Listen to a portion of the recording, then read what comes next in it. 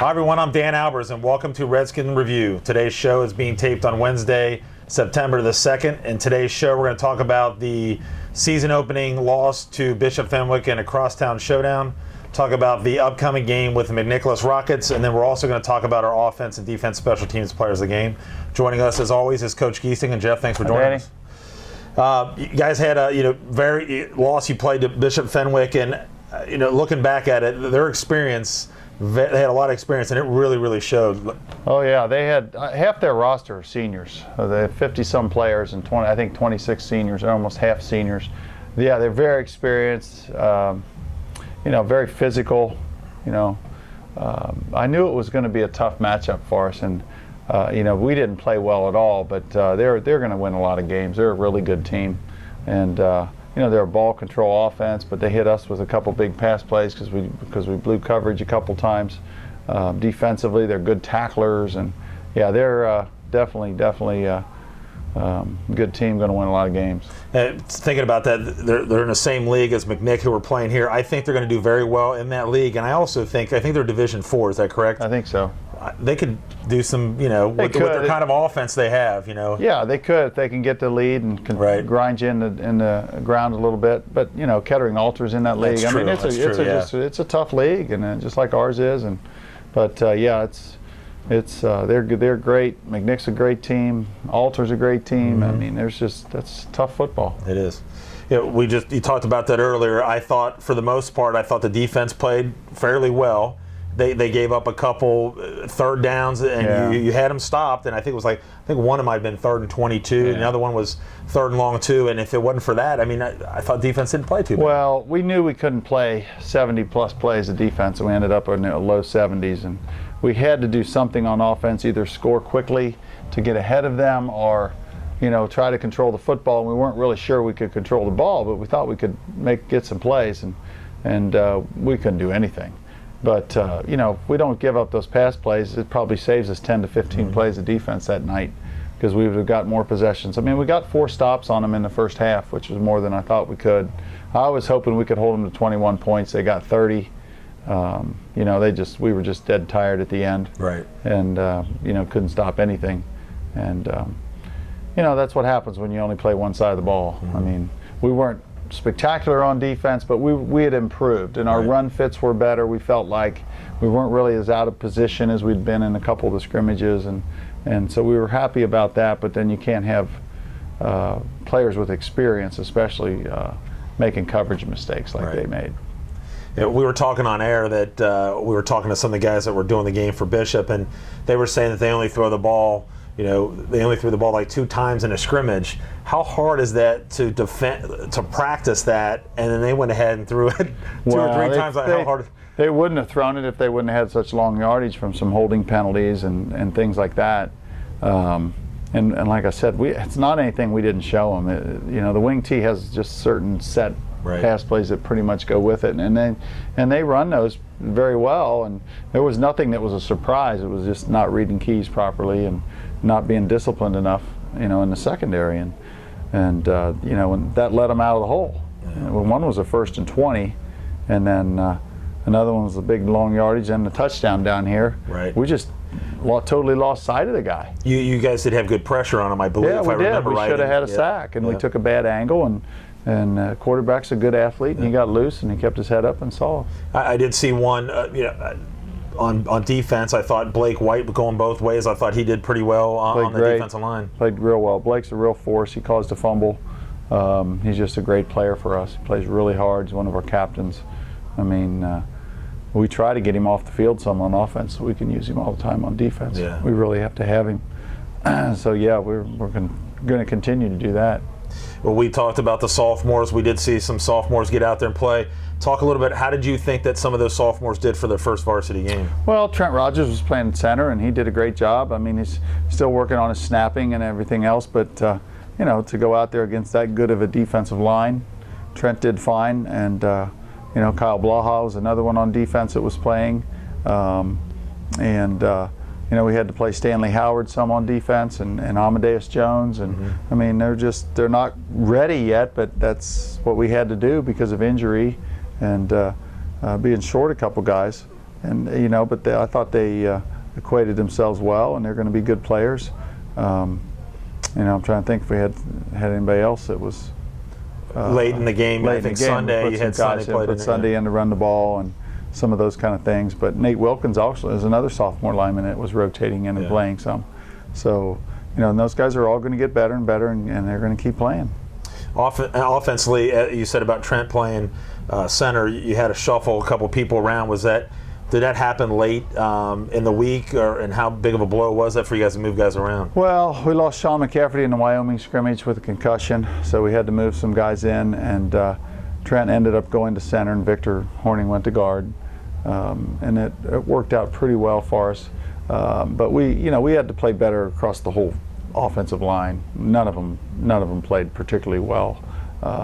We didn't get the backside of certain plays cut off. We had the front side, we'd have a hole. We didn't get the backside cut off, and if we could have done that, we would have had a few more rushing yards for sure. So, injuries are part of the game, and we've had our share. We're finally getting some guys back. We got all our receivers back now, and all our running backs are back. We're still missing a couple guys, and then we've had a couple guys we've lost for the season now with shoulders.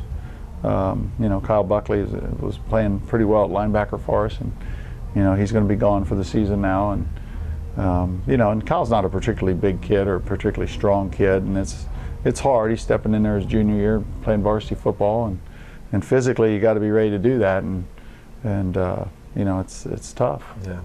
Yeah. You guys really could not get the running game established too much. No. Sammy had a couple, one or two runs that looked good, but really the running game was non-existent. No, it was. We had 149 yards, and I think we had maybe 60 yards rushing. It wasn't good. Stats are right in front of you there.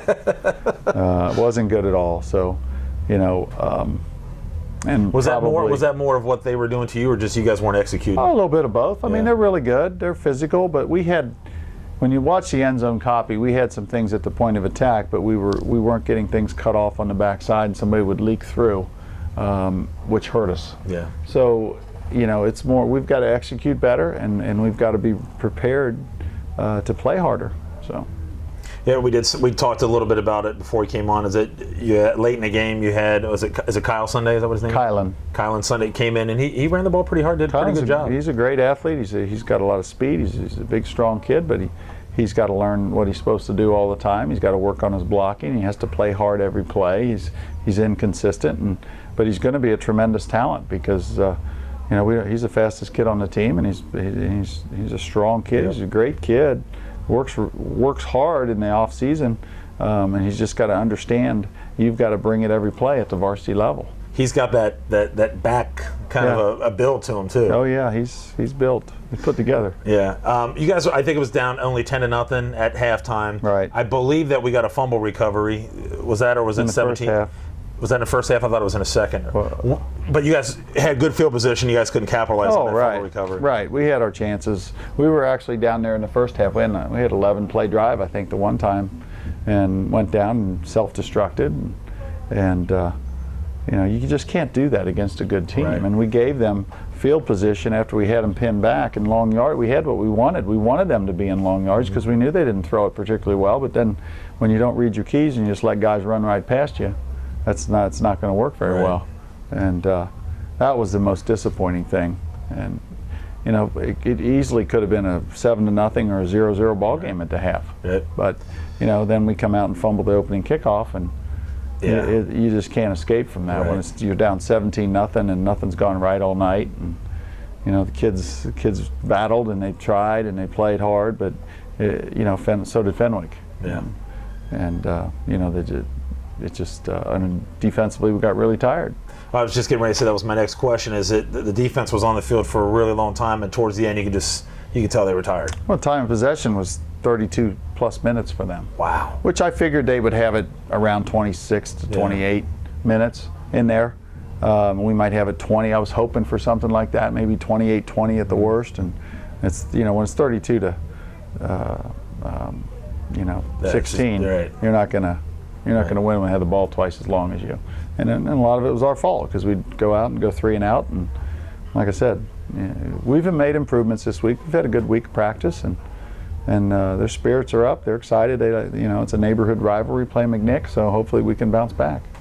one of the things offensively that you found yourself in was in a lot of third and longs. Yeah. And that's hard when you put yourself in a third and long situation. We didn't convert 1 third down. Yeah. We were 0 for 11 or something like that, which is not good. And we have to get better at that.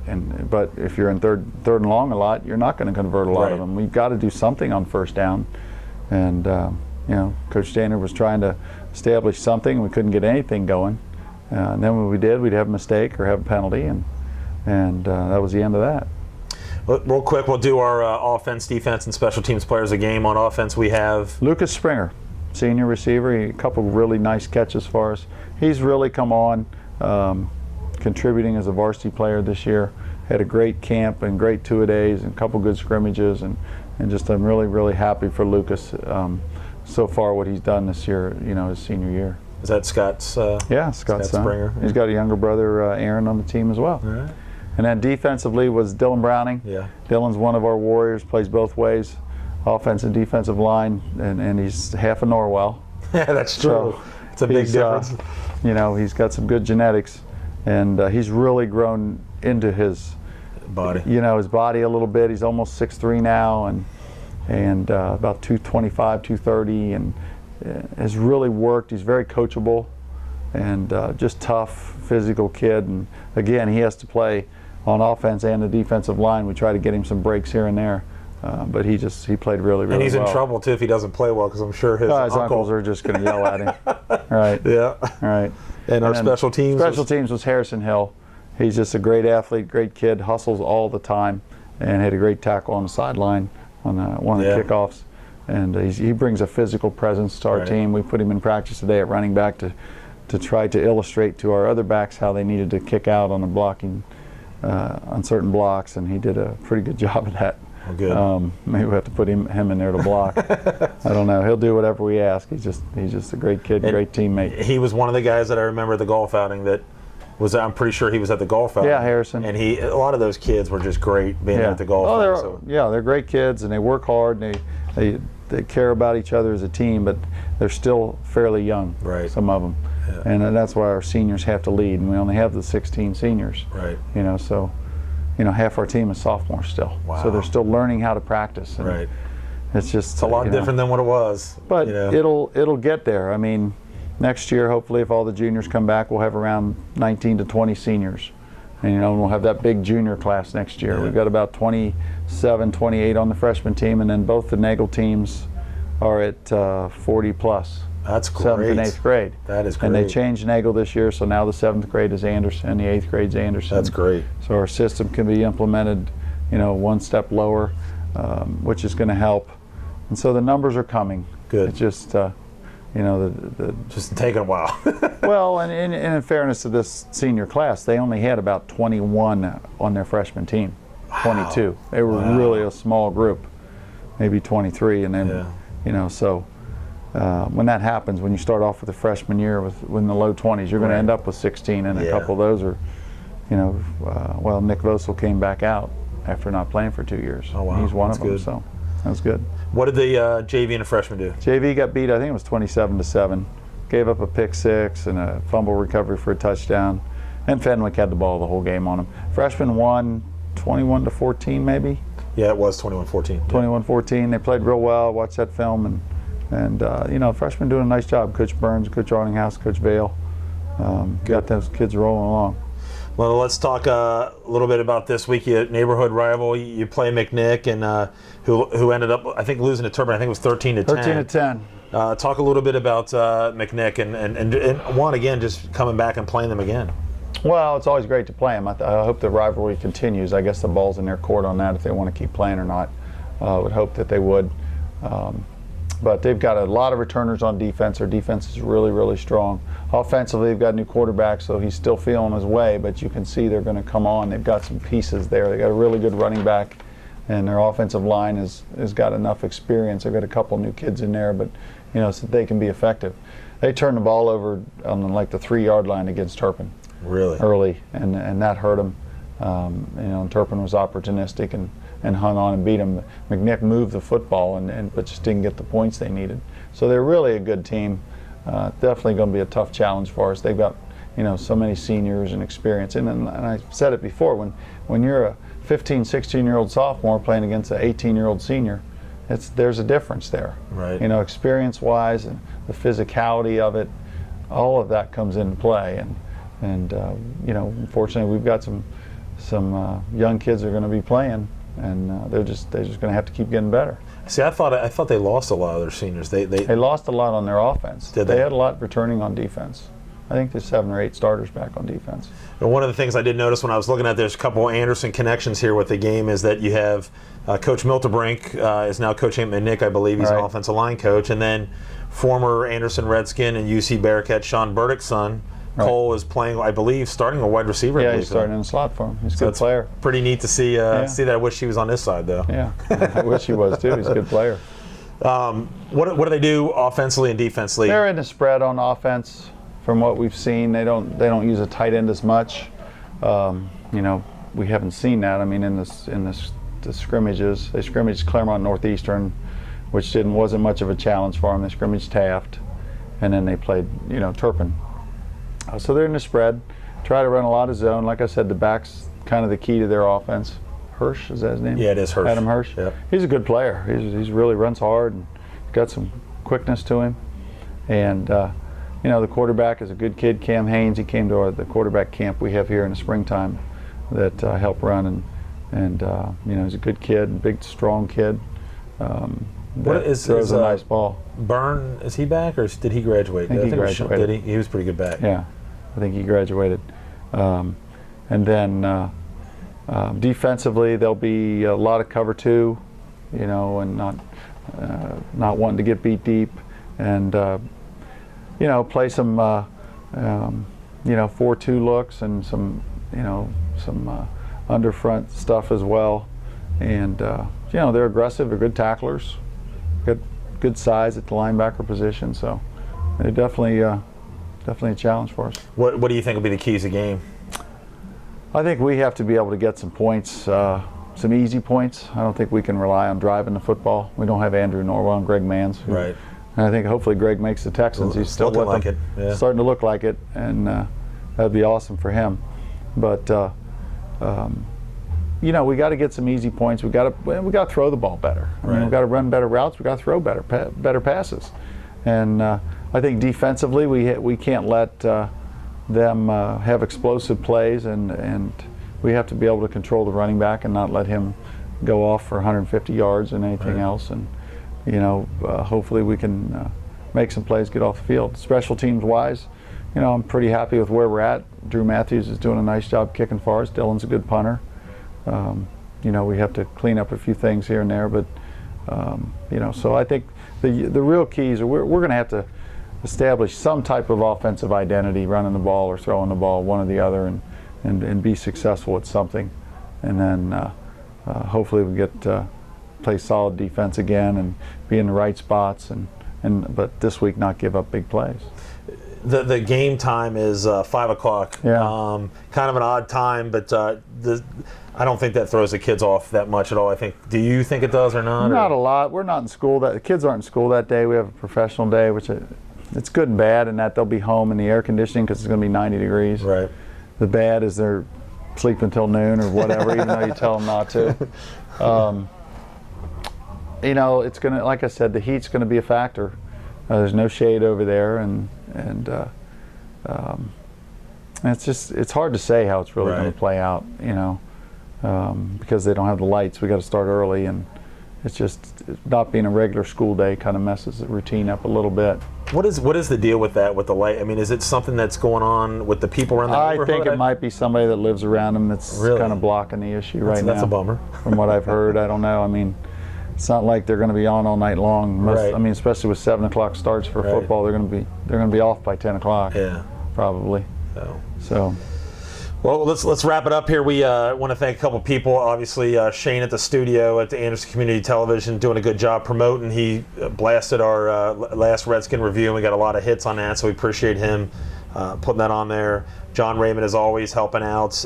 Denise White had some awesome food again, City Barbecue, which was huge.